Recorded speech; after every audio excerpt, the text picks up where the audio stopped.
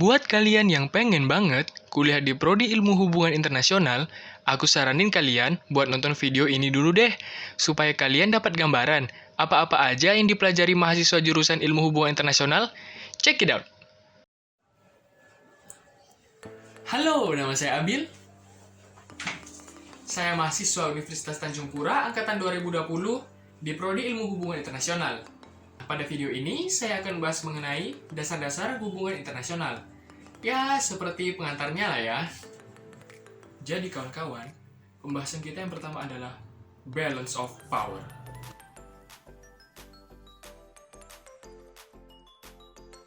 Sebelum kita mengetahui pengertian dari balance of power, kawan-kawan, kita harus mengetahui terlebih dahulu siapa sih yang menciptakan teori balance of power. Nah, teori balance of power ini, kawan-kawan, diciptakan pertama kali oleh salah satu tokoh realis yang bernama Morgenthau. Morgenthau berpendapat bahwa balance of power itu adalah keadaan di mana terdapat dua atau lebih aktor yang memiliki kekuatan superpower pada dinamika politik hubungan internasional. Konsep dasar dari balance of power ini, kawan-kawan, adalah mempertemukan dua atau lebih aktor yang memiliki kekuatan superpower tadi agar mereka saling berhadapan. Nah, jika kedua aktor yang memiliki kekuatan superpower ini saling dipertemukan, maka mereka tidak mungkin saling menyerang, karena kemungkinan menangnya itu sekitar 50% banding 50%, jadi buat apa juga gitu kan? Contoh balance of power, kawan-kawan, pernah terjadi pada Perang Dingin antara Uni Soviet dan Amerika Serikat. Nah, kedua negara ini, mereka saling meningkatkan persenjataan dan juga ilmu pengetahuan di bidang teknologi mereka. Jadi, kawan-kawan, terdapat dua cara yang bisa dilakukan untuk meningkatkan kekuatan untuk balance of power. Yang pertama adalah saling beraliansi dengan negara lain, dan yang kedua adalah saling meningkatkan persenjataan dan kekuatan militer. Jadi kesimpulannya, kawan-kawan, bahwa teori BOP ini sangat penting untuk diaplikasikan di dinamika hubungan internasional. Nah, coba deh kawan-kawan bayangkan, jika salah satu negara dominan dan yang lainnya memiliki kekuatan yang biasa saja, jadi mungkin saja, bisa jadi, negara yang memiliki kekuatan dominan ini menguasai negara lainnya. Selanjutnya, kawan-kawan, pembahasan kita yang kedua adalah 5 unit analisa dalam hubungan internasional.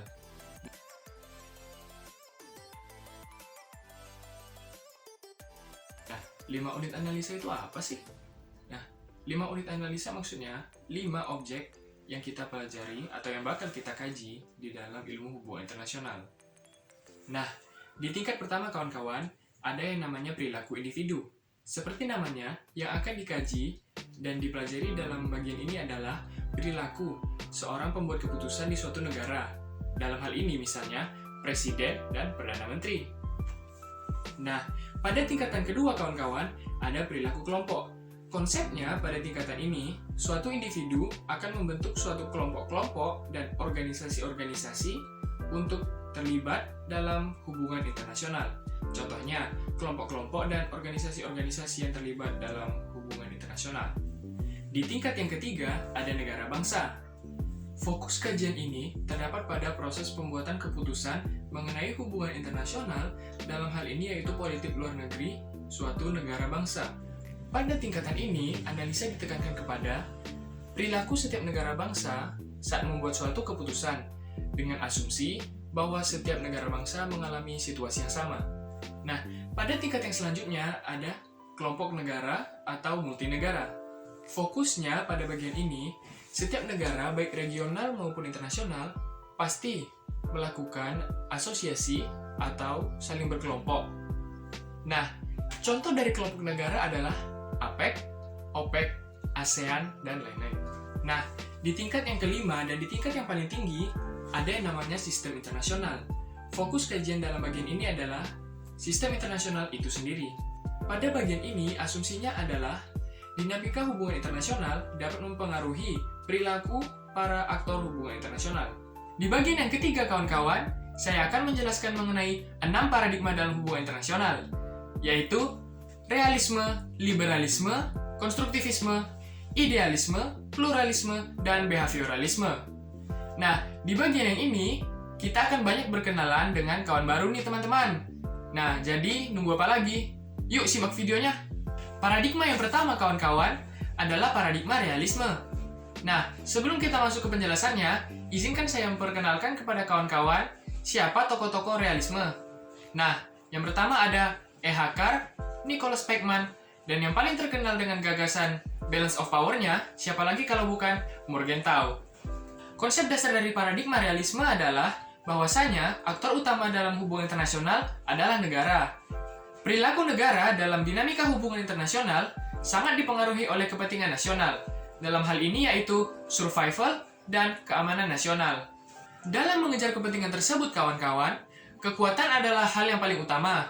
Oleh karena itu, kekuatan atau power adalah tujuan sebuah negara menurut paradigma realisme. Menurut paradigma realisme, kawan-kawan, power atau kekuatan adalah tujuan utama yang universal oleh setiap negara di dalam dinamika hubungan internasional yang sifatnya anarkis. Paradigma kedua dalam hubungan internasional adalah paradigma liberalisme. Tokoh-tokoh yang meyakini paradigma liberalisme adalah Immanuel Kant, Jeremy Bentham, dan Adam Smith. Ciri-ciri paradigma liberalisme adalah kerjasama demi kepentingan bersama. Aktor-aktor hubungan internasional menurut paradigma liberalisme adalah aktor negara dan aktor-aktor bukan negara, misalnya individu. Menurut paradigma liberalisme, kawan-kawan, kunci untuk mencapai kemajuan adalah kemajuan individu dan rasa kepuasan dan rasa kebahagiaan. Modernisasi dalam setiap aspek kehidupan adalah langkah untuk mencapai tujuan, yaitu kerjasama yang lebih luas sampai menembus batas internasional. Paradigma yang ketiga ada paradigma konstruktivisme. Tokoh-tokoh paradigma konstruktivisme adalah Alexander Wen dan Nicholas Onuf. Konsep dasar atau gagasan-gagasan teori konstruktivisme adalah individualisme metodologi, dasar kepentingan yang berlandaskan pada pilihan-pilihan yang masuk akal atau rasional, bukan karena dorongan materi eksternal, dan yang terakhir, sistem anarkis yang mempengaruhi tindakan-tindakan aktor-aktor internasional. Kesimpulannya, kawan-kawan, paradigma konstruktivisme ditujukan untuk mencapai kepentingan nasional secara rasional, bukan karena materi eksternal melalui aktor-aktor internasional yang didorong oleh sistem anarkis. Selanjutnya, di paradigma yang keempat, ada paradigma idealisme, dengan tokoh-tokohnya seperti Woodrow Wilson dan Lester B. Pearson. Menurut tokoh-tokoh idealisme, kawan-kawan, bahwa terdapat nilai moral yang bersifat universal yang harus ditaati dengan didasari kepentingan bahwa terdapat kebaikan pada setiap diri manusia. Tokoh-tokoh idealisme percaya moralitas, organisasi, terutama hukum-hukum dan perjanjian internasional adalah sesuatu yang diperlukan untuk melawan sifat anarkis internasional dan untuk menjaga stabilitas dan keamanan internasional. Selanjutnya, paradigma yang kelima ada paradigma pluralisme. Menurut paradigma pluralisme, negara bukanlah satu-satunya aktor dalam dinamika hubungan internasional. Namun, aktor-aktor lainnya juga dapat mempengaruhi dinamika hubungan internasional. Terdapat 3 asumsi paradigma pluralisme, yaitu yang pertama, aktor lain selain negara seperti organisasi internasional, kelompok maupun individual memiliki peranan penting dalam hubungan internasional dan sama kedudukannya dengan negara. Asumsi yang kedua, negara bukanlah aktor rasional. Karena dalam pembuatan kebijakan luar negeri, negara melalui berbagai macam konflik dan kompetisi dengan aktor-aktor lainnya. Kemudian asumsi yang ketiga, permasalahan-permasalahan internasional tidak hanya terpaku kepada national security saja, namun juga masalah ekonomi, sosial, budaya, dan lain-lain. Yang terakhir ada paradigma behavioralisme. Salah satu tokoh pendukungnya adalah Richard C. Snyder. Richard C. Snyder menyatakan bahwa fokus utama dalam kajian ini adalah tindakan-tindakan atau action, tindakan balik atau reactions, dan timbal balik dari berbagai negara lainnya atau interactions. Menurut pandangan para behavioralisme, fokus kajiannya terdapat pada perilaku para pembuat kebijakan atau para decision makers. Menurut paham behavioralisme, kawan-kawan, negara adalah pembuat kebijakan. Hal ini berarti negara menurut pandangan behavioralisme adalah para pembuat kebijakan. Nah, dari penjelasan tadi dapat kita simpulkan bahwa aktor internasional menurut pandangan behavioralisme adalah para pembuat kebijakan di suatu negara. Selanjutnya, kita akan membahas mengenai 5 konsep umum dalam hubungan internasional.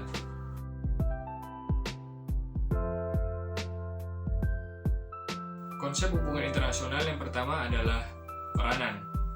Peranan menurut Mokhtar Mas'ud adalah sesuatu yang diharapkan akan dilakukan seseorang dalam suatu posisi tertentu atau dalam kedudukan tertentu. Seseorang dikatakan telah melaksanakan perannya jika dia telah melaksanakan kewajiban dan haknya sesuai dengan kedudukannya. Teori peran menegaskan bahwa perilaku politik adalah perilaku dalam menjalankan politik. Maksudnya adalah perilaku seorang politisi adalah tuntutan dari kedudukannya sebagai seorang aktor politik. Konsep yang kedua adalah konsep pengaruh. Sama seperti konsep-konsep hubungan internasional lainnya, tidak ada definisi tunggal mengenai definisi dari konsep ini. Joseph Samuel Nye mendefinisikan kekuatan sebagai pengaruh.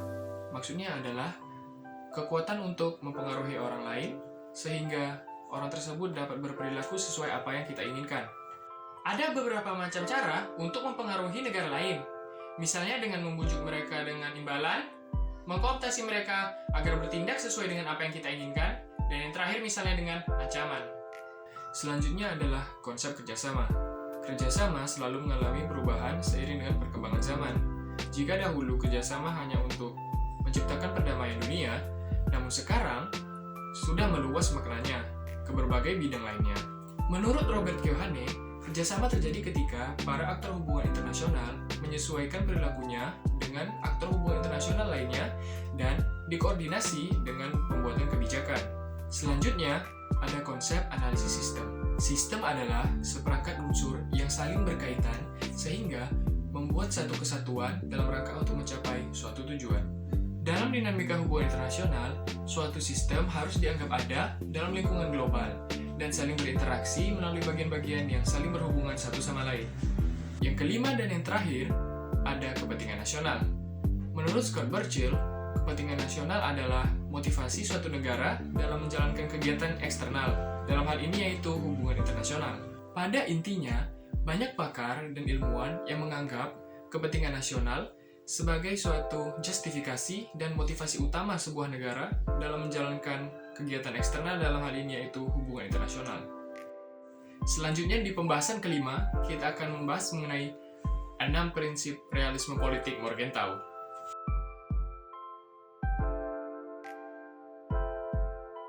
Yang pertama adalah hukum objektif.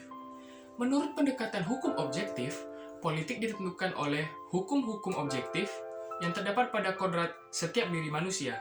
Dan konsep yang kedua adalah power.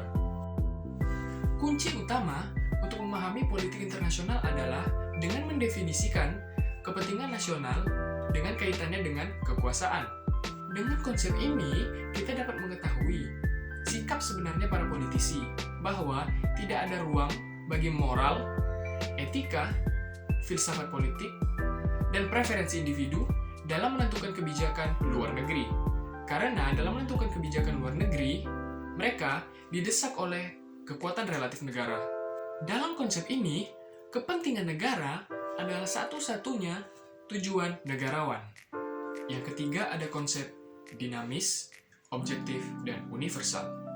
Maksud konsep dinamis dalam hal ini adalah bahwasanya setiap negara memiliki berbagai macam sifat dan kekuasaan. Namun, ada satu hal yang selalu sama, yaitu konsep kepentingan. Konsep kepentingan memang selalu sama, namun isinya dari kepentingan itu yang selalu berbeda tergantung dengan budaya politik dari waktu ke waktu di suatu negara. Selanjutnya, yang keempat ada prinsip moral universal.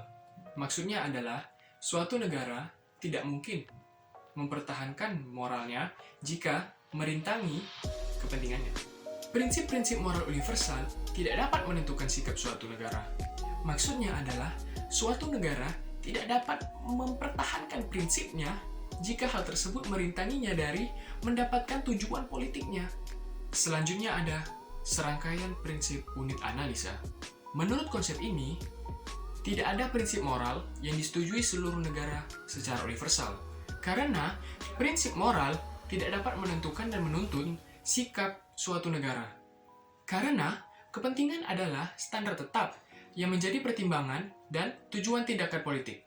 Di urutan yang keenam dan yang terakhir, terdapat konsep perbedaan politik dan paradigma. Secara intelektual, bidang politik memiliki wilayah otonominya sendiri dibandingkan dengan bidang-bidang lainnya. Menurut pandangan realis, seseorang bertindak sesuai kepentingan yang didefinisikan ke dalam ukuran kekuasaan. Berbeda dengan ahli lainnya, misalnya seperti ahli ekonomi, dia mendefinisikan kepentingannya adalah untuk mencapai kekayaan dan keuntungan sebesar-besarnya.